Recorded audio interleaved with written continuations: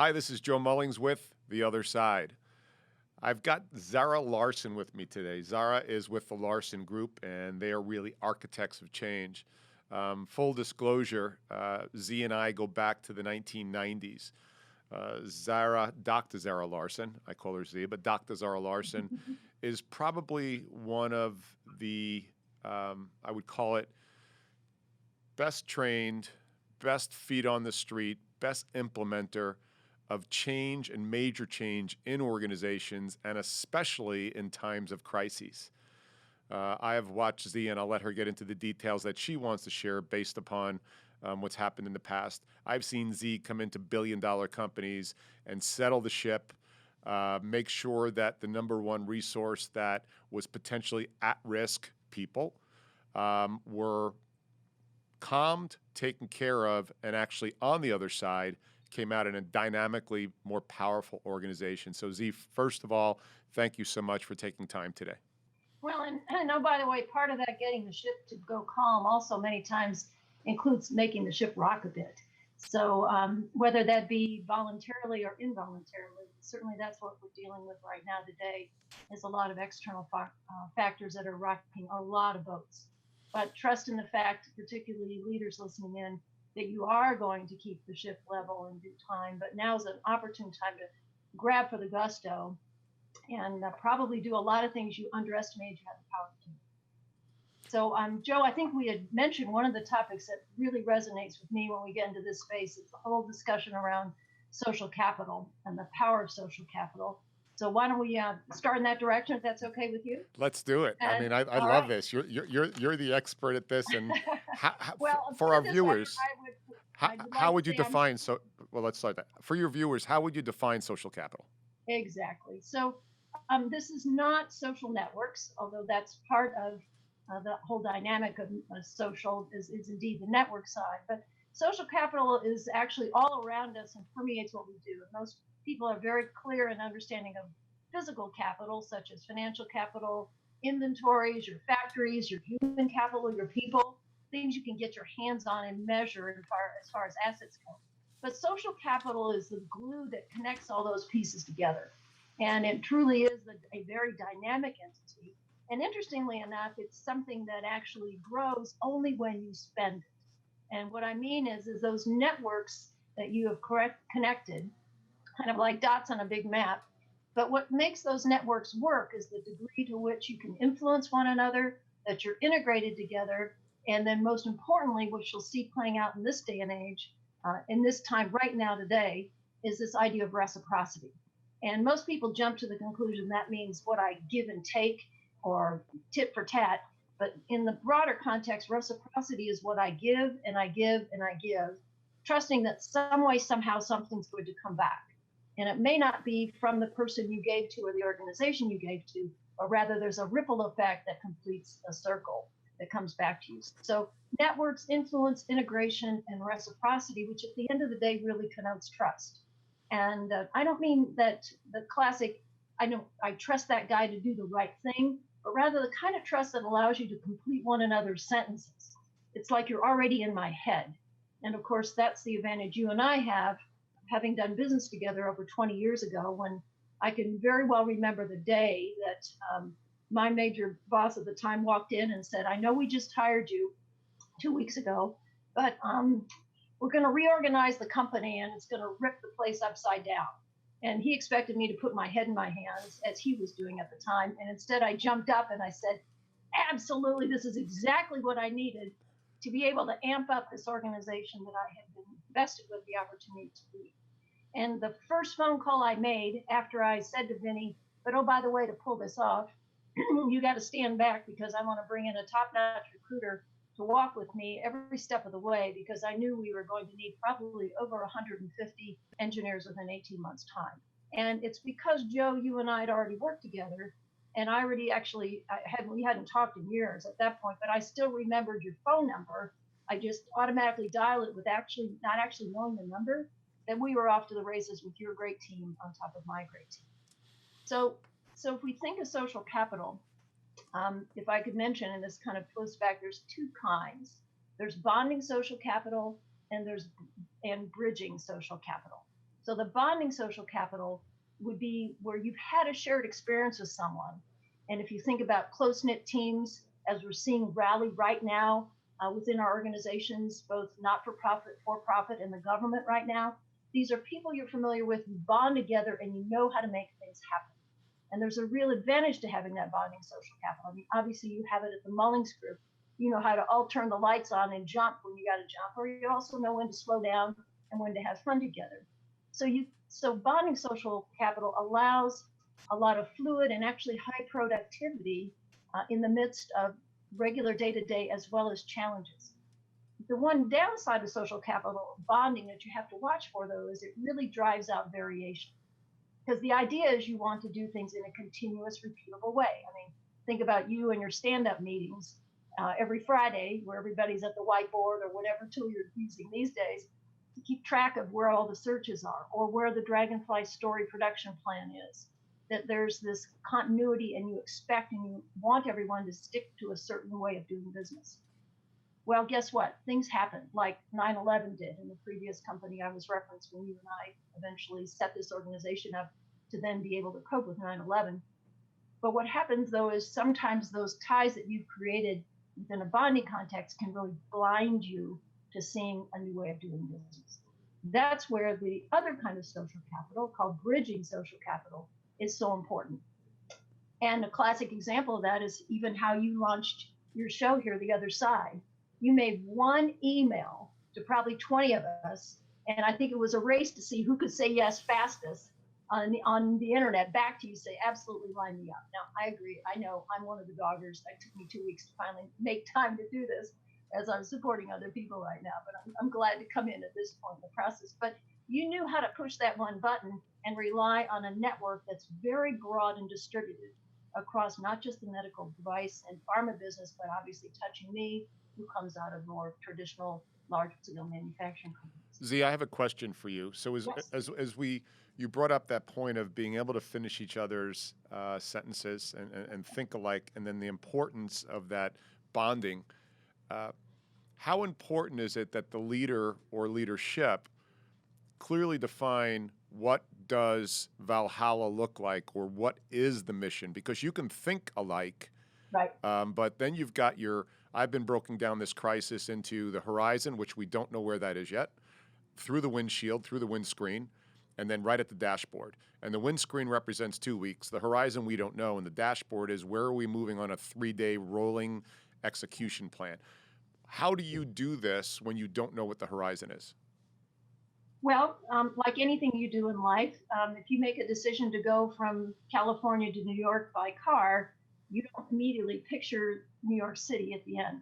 You go as far as you can see the headlamps, and then if you're traveling in the day, you map out where you can go that far.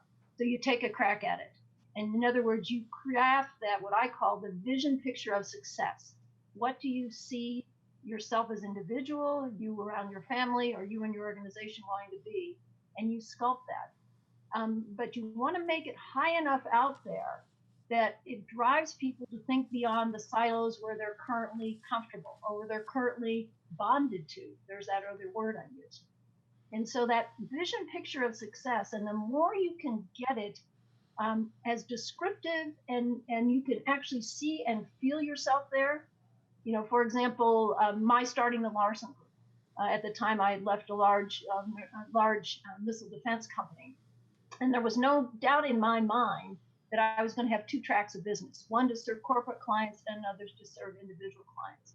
And I pictured what my day would be, and that's the kind of thing that leaders absolutely have to do on a repeated basis: is strike what that vision is, and then keep painting the picture. And if you have to take a course correction, then you take a course correction. So to your point about where we are right now, if we say we wanted to do something by Easter Sunday, but boy, we can see there's some other things happening, then where else do you take the best informed possible way that you can push it out further? Got it. Okay, another question, Z. In this time, my mantra to my team is I'm going to make decisions that you're going to agree with or disagree with, and that's okay. But you can't decide on which ones you're going to support. That's non-negotiable. So as a leader, how do I manage to that? And then on the other side, if I've been sort of tasked with doing something I agree or disagree with. How do I manage that in my own head? Okay, I think it goes back to that vision picture of success. What is that overarching true north, or the point of the sphere that everyone is connected to? I think your ability to do that and people to commit to what you're saying, Joe, not buy in, that's a total different story. This is how I can turn what I'm saying from a compliance dictate into a commitment. And that is how you rally people's hearts.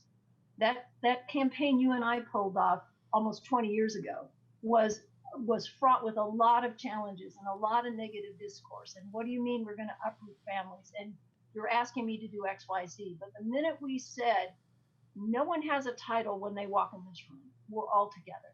And so that aspect of leaning on your team to focus together and collectively. Now the opportunity for leaders are here, and this is to this challenge now, or the opportunity to really change your organization, is to make sure you as a leader are listening for every single input from everyone.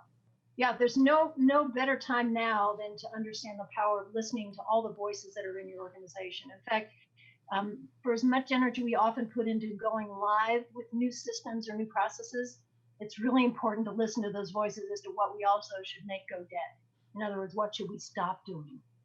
So this takes it's a great opportunity to seize, to listen to all the different levels of conversation within your organization and modalities that people speak with. So you've got your obviously very outspoken, confident extroverts, but many times watching the people in the meetings that are nudging one another or frowning or who are just being silent. Of course, that brings another layer of complexity when we're now working so much remotely, but keep at it. And in fact, what it takes then is actually having to mindfully call on people to answer a question or to give an idea. Yeah. The scenario we're in right now, we all had a business plan going into 2020. And generally, for most people, it revolved around revenue as a primary driver. Not everybody, but it is revenue usually, because that's the gas in the tank that keeps everything going. That clearly is going to be disrupted. I have reached forward to pull agenda items from Q4 and Q3 now into the beginning of Q2.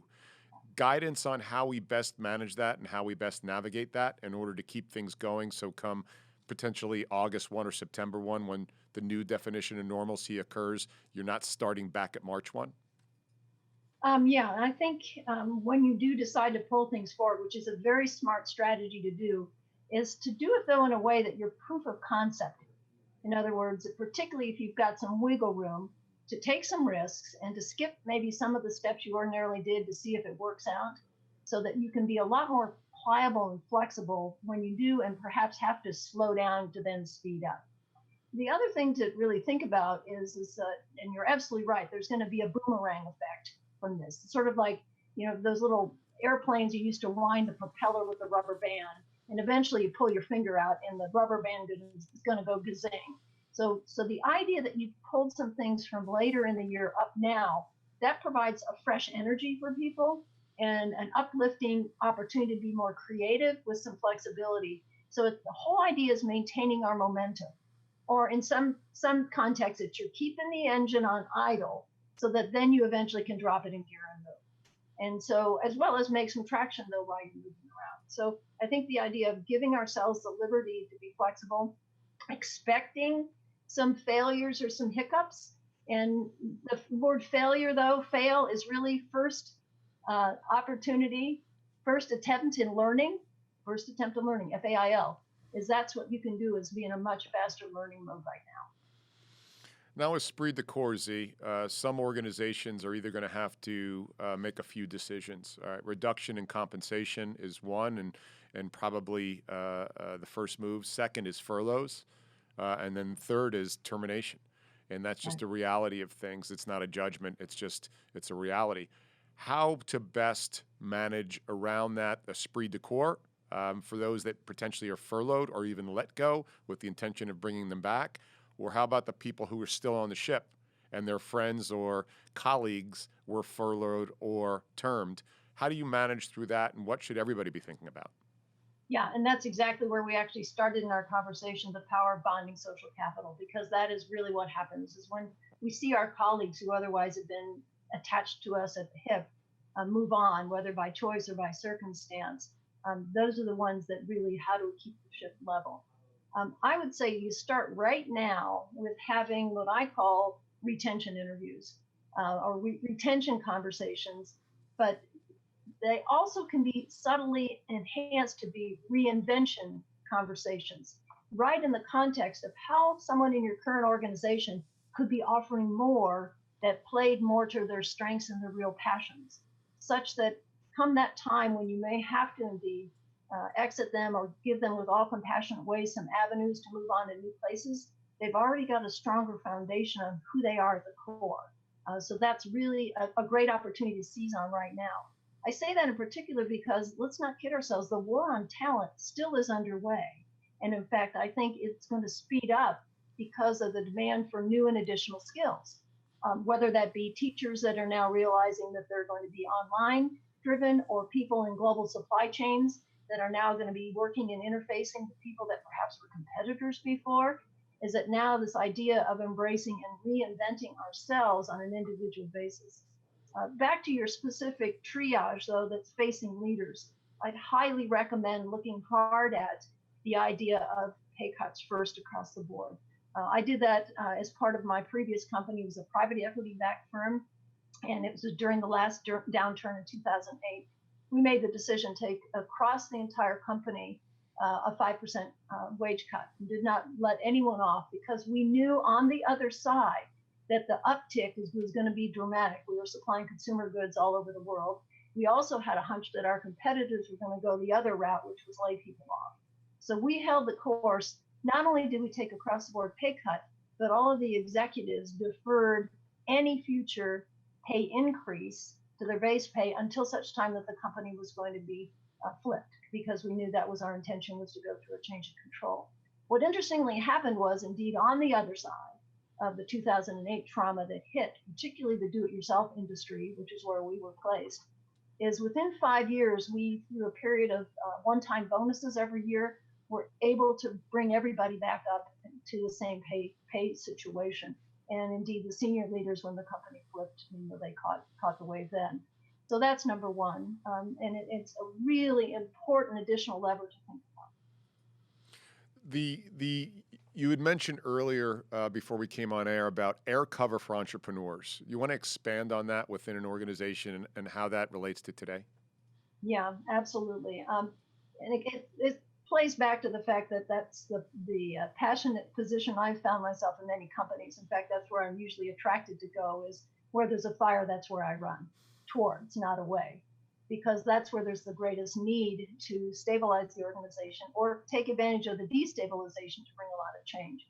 What happens though when people take on that role, in fact, I call it an intrapreneur, that you're using process innovation to really change the wheels and tires on the race car as you're going around the racetrack. In other words, change how you're doing business while you're running business. Is you don't necessarily get a lot of positive reinforcement. You're the one that's kind of kicking over the boxes, looking for opportunities to change some things. And you're also a disruptor to that social capital I spoke about earlier. By adding value, though, by being able to bridge outside the organization and bring additional resources and talent and ideas in a much faster way to the party. So where I say air cover for your entrepreneurs is recognize that those people you're encouraging and hopefully now giving the opportunity to have license to be more direct and lay opportunities out and go contrary to the status quo, that additional reinforcement for them is really important, not just to execute, but after the Got fact. it. And again, that's a tough dance when everything around you perceptively might be burning, creating that sort of area for that entrepreneur to continue to run. And I would say something you said very early, Z, is along the lines of what I've always said, where you talked about looking for no reciprocation in your behavior. Right. And so I've always used the line aligned with me is give, without the expectation of anything in return, and then be standing in plain sight when somebody might need you. Absolutely. Yeah. Yeah. Yes. And that's going to be, I think that should be a rally cry for everybody who's going through this right now in an organization of two or an organization of thousands. Well, and I think the other piece of it, it's also for across organizations. And that's what we're watching happen right now in some of the rallying that's particularly focused on finding the cure to COVID-19. The cure and also new test modalities and methodologies. Right now, as I discovered late last week in a series of calls, there's over 43 different organizations around the world racing to find the cure and the vaccine. There's an additional 53 that are being tracked for developing additional capacity and capability and modalities for testing.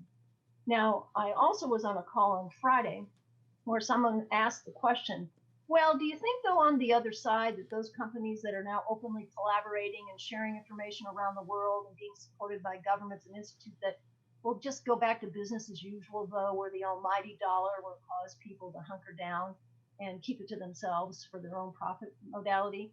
And regretfully, the expert on that call said he felt that that was absolutely going to happen. It would just go back to business as usual afterwards. Well, being the entrepreneur that I am, I went off mute immediately and took him to task to say, I can't speak to your particular industry. I haven't been in pharma deeply, but I can tell you that absolutely did not happen.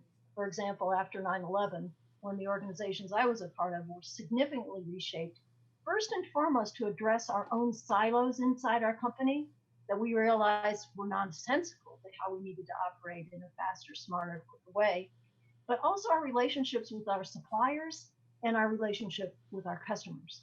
You know, I talked earlier about this idea of doing a retention and a reinvention interview.